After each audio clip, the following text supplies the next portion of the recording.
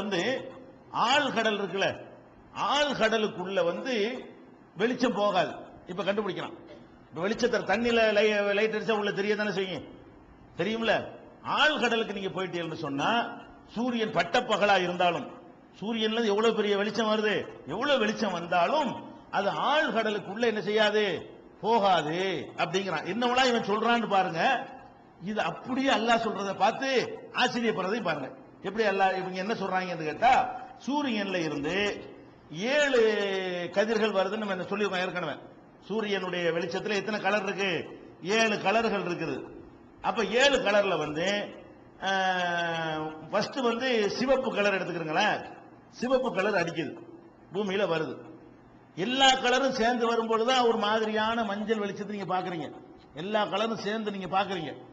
கடல்ல போகும்போது என்னவாகுதுன்னா, தண்ணியில இந்த சிவப்பு கலர் இருக்குல்ல, ஒரு 10 மீட்டர் அல்லது 15 மீட்டர் வரைக்கும் தான் சிவப்பு கலர் போகும். கடல் ஆழத்துல எவ்வளவு தூரத்துக்கு போகும்னு கேட்டா, இந்த வெளிச்சத்துல தரையில படுறது 7 கலரும் சேர்ந்து படும். கடலுடைய மேல் மட்டத்துல வந்து 7 கலரும் படும். ஒரு 10 மீட்டருக்கு போயிட்டீங்கன்னு சொன்னா சிவப்பு மட்டும் மைனஸ் ஆயிக்கணும். சிவப்பு இல்லாத கலர் தான் அதுல இருக்கும். உதாரணமா ஒரு 2 பேர் கடலுக்குள்ள போய் என்ன செய்யலாம், 15 மீட்டருக்கு மேல போய் கத்தினால குத்திட்டான், ஒருத்தன் ரத்தம் வருது, சிவப்பா வராது. சிவப்பா தெரியாது, சிவப்பா போனதான். சூரியன்ல இருந்து சிவப்பு கலர் வந்தா தான் சிவப்பு காட்டும். ரத்தம் வரும், என்னவா காட்டும், மீதி உள்ள கலர்ல ஒரு கலர் தான் காட்டும். 15 கிலோமீட்டருக்கு அப்பால மண்டை மோதி திருச்சி உங்களுக்கு ரத்தம் ஒத்துன்னு வைங்க, அதை வந்து கேமராவில் எடுக்கிறான்னு வைங்க, அதை வந்து நீங்களே முகத்துல கண்ணாடிலாம் போட்டுட்டு போய் பாக்குறீங்கன்னு வைங்க, அதுல என்னவா வராது, அவ்வளவு வேணாம். நீங்களே ஒரு பிளேட்னால அறுத்துக்கிறீங்களா, இப்ப என்ன ஆய்வுக்காக போங்க, முகத்துல கண்ணாடி மாட்டிக்கிறங்க, ஆக்சிஜன் மாட்டிக்கிறங்க, ஒரு 15 கிலோமீட்டர் போங்க. மூழ்கி போறதுக்கு சாதனங்கள்லாம் இப்ப இருக்குது, உள்ள போய் மூழ்கி ஆய்வு செய்வதற்கு. அப்ப கப்ப ஆக்சிஜன்லாம் மேல குழாயெல்லாம் வச்சுக்கிட்டு இறங்குங்க, ஒரு டெஸ்ட்டுக்கு வந்து லேச 15 கிலோமீட்டருக்கு மேல பாத்தீங்கன்னா சிவப்பா காட்டும். 15 கிலோமீட்டர் கீழே போயிட்டீங்கன்னா அந்த சிவப்பு மட்டும் காட்டாது, சிவப்பு கலர் ஊடுருவாது. சிவப்பு கலர் ரொம்ப வீக்னஸ், உள்ளதுல ரொம்ப டல், அது சிவப்பு கலர் தான். அடுத்து என்னன்னு கேட்டா, அப்ப அதுக்கு கீழே உள்ள வெளிச்சமே வேற மாதிரி இருக்கும்.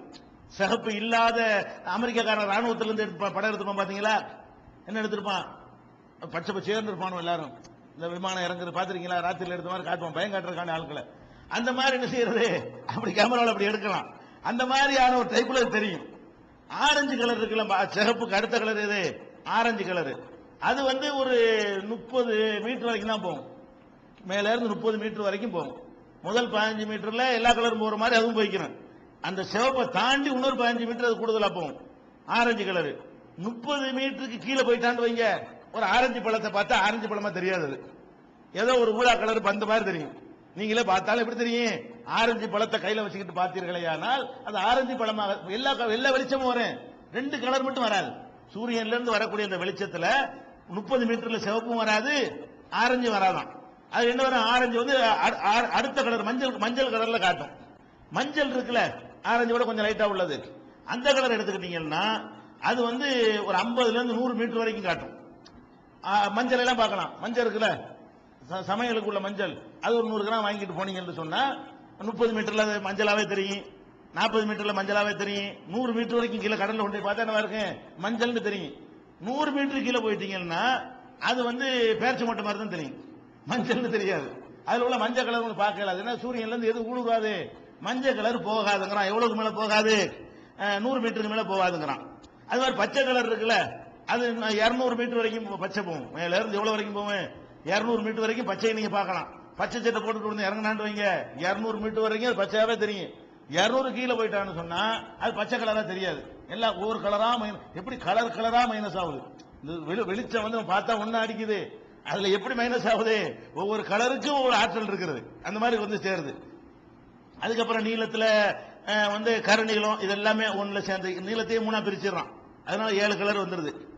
இதுக்கு கீழே போயிட்டீங்கன்னா ஊதா நீளம் இருக்குல்ல, நீளம் வந்து 1000 மீட்டர் வரைக்கும் போகும். நீளம் மட்டும் என்ன இருக்கு, அதாவது எல்லா பொருளும், அதாவது 200 மீட்டருக்கு மேல ஊதாவா தான் தெரியும்.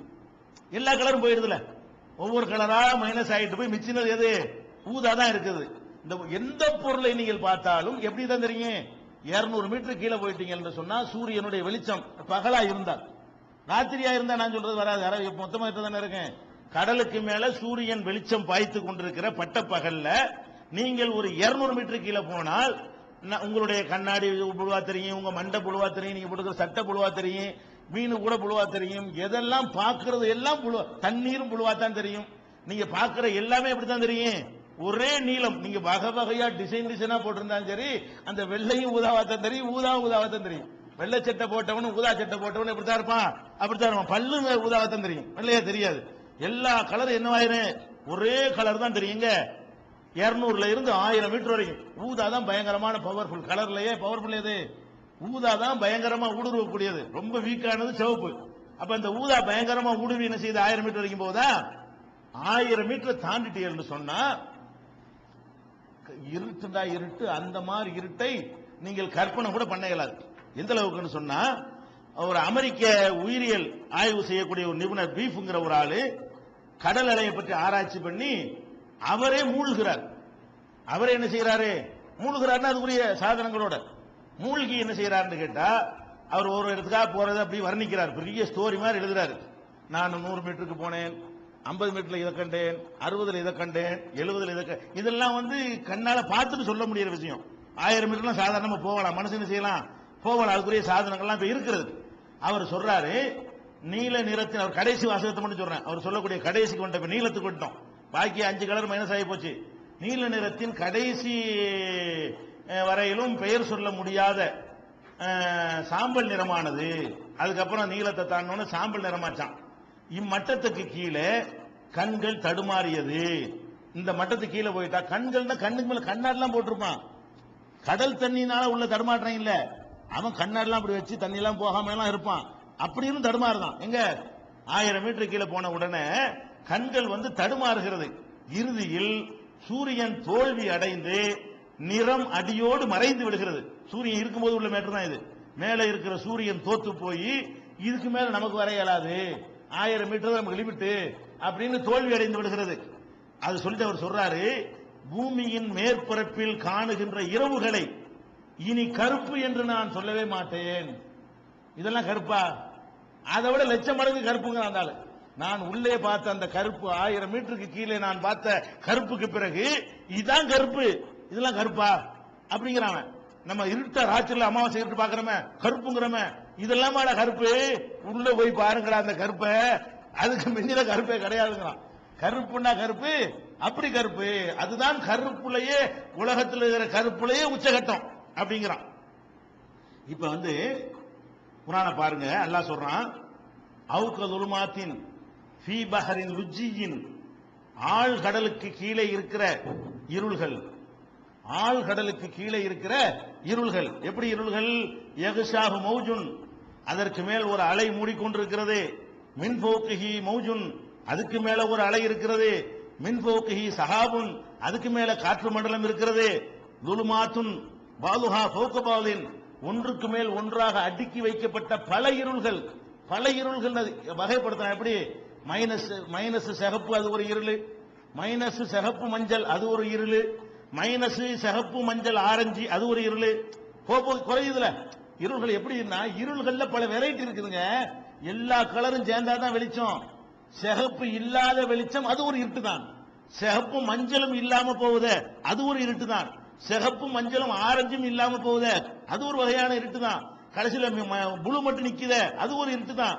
அதுவும் போயிடுத எவ்வளவு இருட்டு, நிறைய இருட்டுங்கிறான். இவங்க வண்ணங்களை வேறுபடுத்துற மாதிரி எல்லாம் என்ன செய்யறான், லுலுமாத்துன் பல இருள்கள், பாதுஹா ஃபௌக பாலின், ஒன்றுக்கு மேல் ஒன்று அடுக்கப்பட்டிருக்கிறது.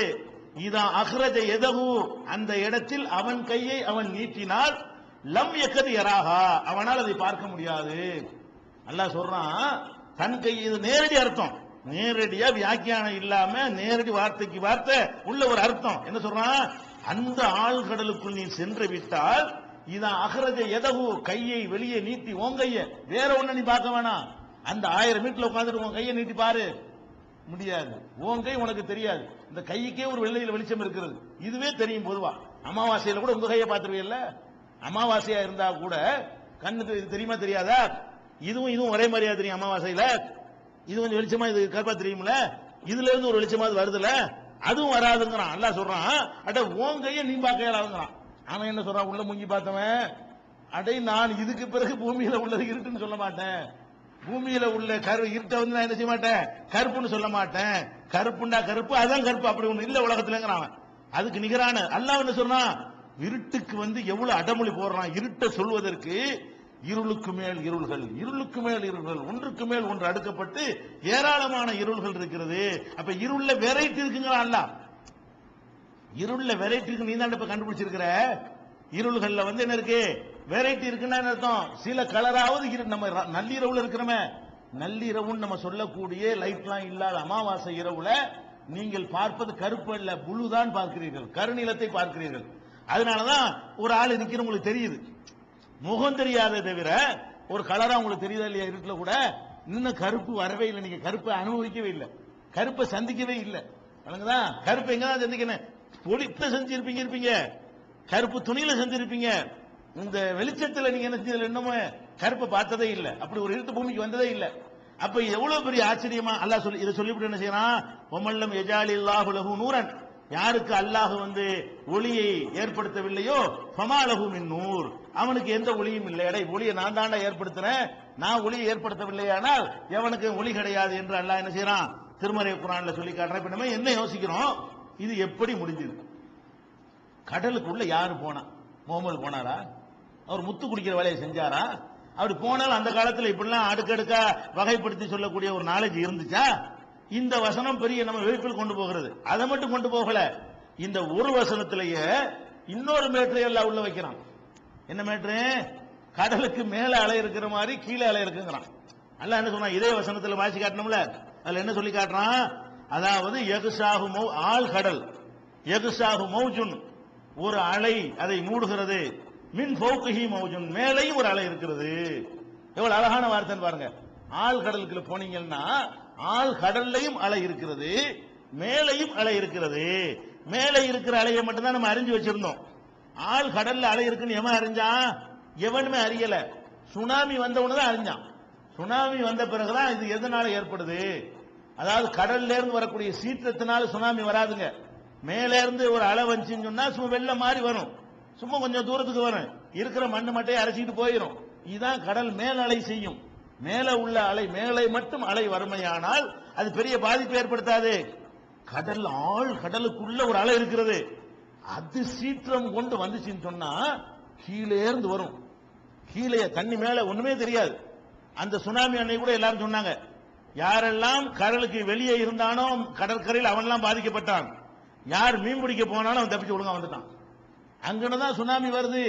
சுனாமி வருவது கடல்ல மேல போறவனுக்கு தெரியாது, உள்ளுக்குள்ளேயே மூழ்கி நீர்மூழ்கி கப்பல் மாதிரி அந்த அலை வருது. வந்து தரமட்டத்தை தரையை நெருங்கின உடனே சீரும், அப்படியே அப்படி கும்முண்டு எந்திரிக்கும். அதனால ரோடு வரைக்கும் வந்தது. வழங்குதா 7 கிலோமீட்டர் ஹோட்டல் கிட்ட எல்லாம் உள்ள நுழைஞ்சு அள்ளிக்கிட்டு போன காரணம் என்ன, உள்ளுக்குள்ளேயே வருது, நீர்மூழ்கி கப்பல் மாதிரி வரும். மேல இருந்து பார்த்தா கப்பல் போற நமக்கு தெரியாது.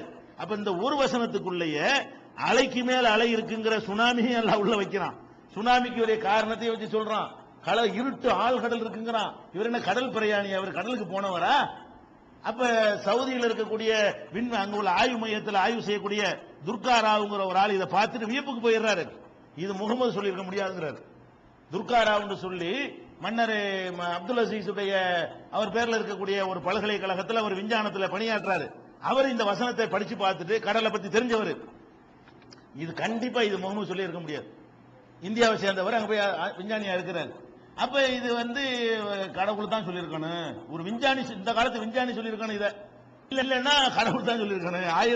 இன்னைக்கு சொன்னா இன்னைக்கு ஒரு விஞ்ஞானி சொல்லியிருப்பான். இது நீங்க 1400 வருஷத்துக்கு முந்தைய இது இருக்குன்னு உண்மையா இருக்குமே, ஆனால் இதை சொன்னது கண்டிப்பா யாரும் இல்ல, மனுஷன் கிடையாது, கடவுள் தான் சொல்லியிருக்கணும். அப்ப இது என்ன, இதுக்கு மேல என்ன ப்ரூஃப் நமக்கு தேவை? அப்ப அல்லாஹ் ரப்பல் ஆலமீன் என்ன செய்யறான், இது ஏன் வார்த்தை தான் என்பதற்கு உள்ளுக்குள்ள நுழைஞ்சு கடலுக்குள்ள பார்த்துட்டு வர்றான். அலைய பார்க்கறான், கலரை பார்க்கறான், மேகத்தை பார்க்கறான், மழையை பார்க்கறான், சூரியனை பார்க்கறான், எவ்வளவு இழுக்குதுங்கிற பார்க்கறான், எல்லாம் பார்த்துட்டு உங்களுக்கு சொல்றான். படைச்சவன் பார்த்துட்டு நமக்கு சொல்றான். அப்ப இந்த குர்ஆன் வந்து கடவுள் வார்த்தை, அல்லாஹ்வுடைய வார்த்தை தவிர வேறு இல்லை, மனிதனுடைய சொல் இல்லை என்பதை நிரூபித்து தனக்குத்தானே இந்த வேதம் உண்மை என்பதை நிரூபிக்கிற சான்றாக திகழ்கிறது. இதனுடைய நிறைவாக சில சொல்ல வேண்டிய செய்திகளை இன்ஷா அல்லாஹ் நாளை பார்த்துவிட்டு, வேறு என்னென்ன வகையில் எல்லாம் இஸ்லாம் தனித்து விளங்குகிறது, நிறைய விஷயங்களை தனித்து விளங்குகிறது, அதான் முக்கியமானது. இது நம்ம நம்பிக்கையை பலப்படுத்திக் கொள்வதற்காக சொன்ன ஒரு பீடிகையான விஷயங்கள். சரியா? இன்ஷா அல்லாஹ்